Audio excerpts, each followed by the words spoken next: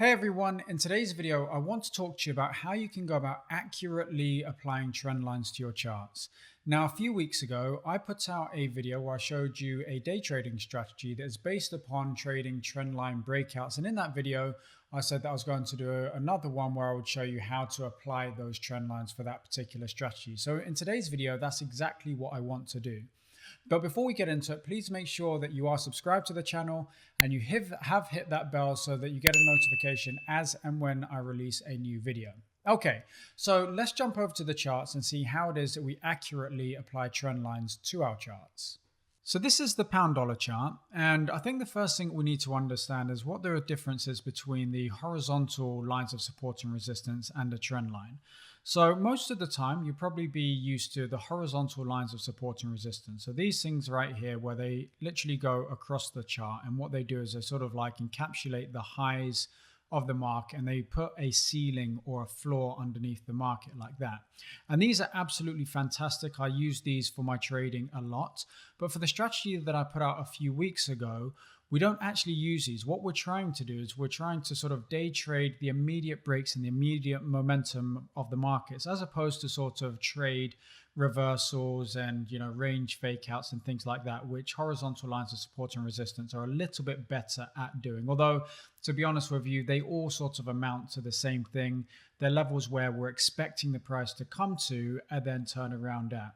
The difference obviously is that the horizontal line of support and resistance goes straight across your chart, so it doesn't really anticipate where the price is going to go in the future. It just says that the next time that the price gets to this level, something is going to happen. Whereas if we use a trend line, that's more sort of anticipating future levels that don't necessarily exist yet. So let's get rid of these on the chart for a moment and let's go up and put our trend line in. Now, there's two different types of lines that you can put in. The first one over here is a ray, and I like to put that in because it projects the line into the future.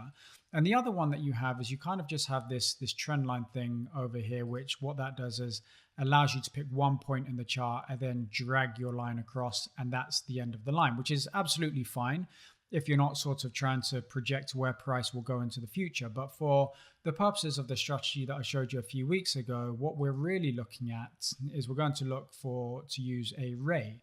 And what the ray does, if I just put this on the chart here, is you can see that it projects the line into the future. So not just from where I start it and where I end it, but it gives me, future reference points as to where the price may potentially turn around at, or if it breaks through that level, where there can be a trade opportunity. So do you see the subtle difference there between a horizontal line of support and resistance, so one that goes straight across the chart? What you're ultimately doing with those horizontal lines is you're identifying a price level, like this one here at 3.1 spot 3769, and that's the level where you're expecting price to turn around at or break out of, which is absolutely fine. But if we want to project levels that don't already exist, then we need to use the ray and we need to use the trend lines. So how we apply trend lines, and there are a couple of different ways that you can do this. If you're sort of trying to trade the resumption of a trend. So let's assume, for example, let's go a little bit further back and let's go to this area over here. So we've got a momentum move to the upside. We've got a little bit of a pause and we're looking to trade the resumption of this momentum move over here. All right. So what we would do is I would go in there and I could say, okay, so the market is taking a bit of a breather. I'm going to draw a trend line in there. When the market breaks that trend line, I'm then going to get involved and I'm going to buy the market. Absolutely valid strategy, but not the way that I apply trend lines for, as I keep saying, the strategy that I put out a few weeks ago. So for that one, what we actually want is we want more defined levels and we want more defined swing points. And it may be that those swing points don't ever amount to anything. That's absolutely fine, but they're sort of like the more major levels that we're looking for to trade from. So for example, this here, I will go from one point to the next point. Now, some people say, do you need 3 touch points? Do you need 4 touch points in order to take the trade? And I say absolutely not. You just need the 1 and the 2, because the purpose of the trend line really is to project where price is going to go into the future. And then what we do is we wait for price to approach that level and we look to see how price reacts at that level. Okay, so it's not a question of just taking a trade because it gets to that level. We then wait for price action to confirm that. All right. So With this one over here, obviously nothing came of this trend line. We projected it out into the future. It might be important later on, but right now, nothing has come of it. Absolutely fine. You can opt to leave that in there, or as price moves away from it, you can clean up your charts a little bit and you can kind of put it in later on. Then we've got this opportunity over here. So you can have it, you can have it sloping with the trend or against the trend. This is a bit of sideways price action right here. But what we could do with this is we could put a trend line in through the tops of these points over here. So the market has gone away from this level. And that's the key thing. We want to see swings. We don't just want to see price action and sort of meander around the level. We want to see really sort of prominent swings in the market. So the market moves away from it, it comes back to it. And then as we can see here, when it did come back to it, according to our rules, we actually would have been in there and that would have given us a very nice, very quick profit. Now, as I said to you, it can also be used on the downside. So over here, this would be an absolutely valid trend line in there. And the question is, do we connect the wicks or do we connect, the bodies of the candles? And initially, with your first 2 points, I would connect the wicks. However, if we find that we get something like this, where the market has come down, it's rallied from this level, so we've got that level in here, the market's gone up, it's then come down and it's moved away from a level again, and it's kind of close. I'd actually want to encapsulate that price action as well. So what I'll do is I'll just pull this up a little bit and allow that wick to breach through that trend line very, very slightly, because what that allows me to do is really sort of encapsulate all of the price action here, and not sort of ignore a point which actually could become a relevant point in the future. And as we can see that happen, the market broke down here, it broke through the level. And again, this would have been an opportunity for some nice short-term profits if you were obviously trading at 6 o'clock in the morning. That's probably a little bit early for me, but if you're trading at 6 a.m. in the morning, there was an opportunity for you to take your trade. All right. If we move on to the current price action, so where we are today, how would we draw in our trend lines?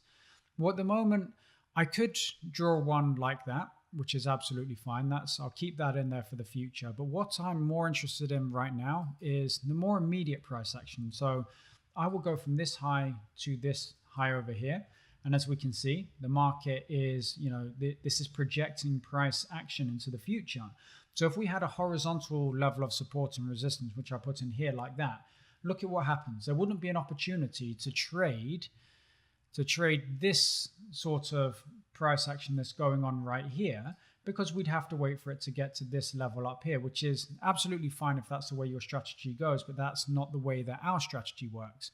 So by actually putting in a trend line from the top there down to the bottom, we're able to project the next area that the market might turn around at. And that's why I really love trend lines, and they're so powerful.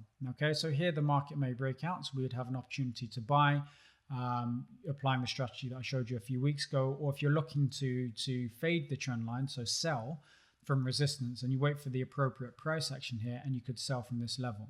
If we then move on and add in more recent price action here, as you can see, I'm willing to take a trade with a rising market or a falling market. The great thing with this strategy is that, again, I keep saying it, I'm just going to put a card up there or something. So the strategy that I put out a few weeks ago. So if you want the details of that strategy, go and check out the video I put out a few weeks ago. But ultimately, we're looking for short-term momentum. So if the market comes down here and then falls through this trend line, then we'll be in there for a trade. But by the same token, for those of you that like to buy support and sell resistance, you can equally utilize trend lines to identify areas where you want to get into the market. And this doesn't just apply for the currency markets. If we go to one of the indices, so let's go and take a look at the DAX, for example, you can apply this here too. So if we go to the DAX, we can see that we've got a bit of recent price action in here.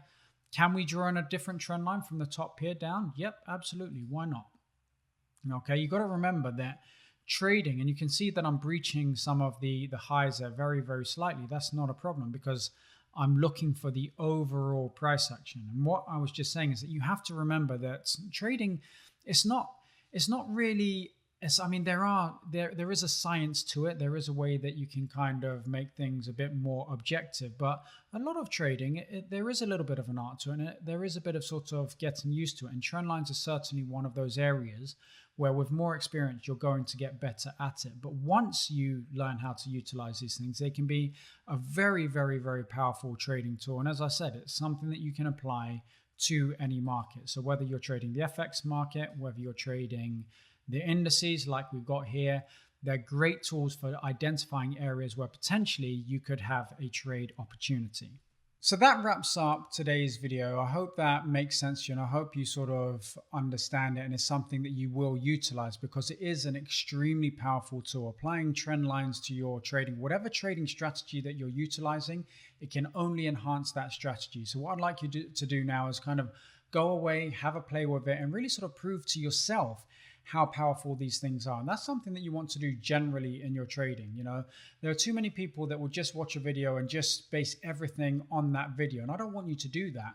I want you to go away and take these concepts I teach you and actually prove to yourself. So you're not taking my word for it. You're actually seeing how they work in the live markets. And by doing that, and by doing it for yourself, you're going to find that you're going to become a much better trader as a result of it. Okay, so if you didn't subscribe at the beginning of the video, please subscribe now. Give the video a thumbs up and hit that bell so that you stay up to date with all of my videos as and when I release them. Until next time, thank you so much for watching, and I'll catch you in the next video.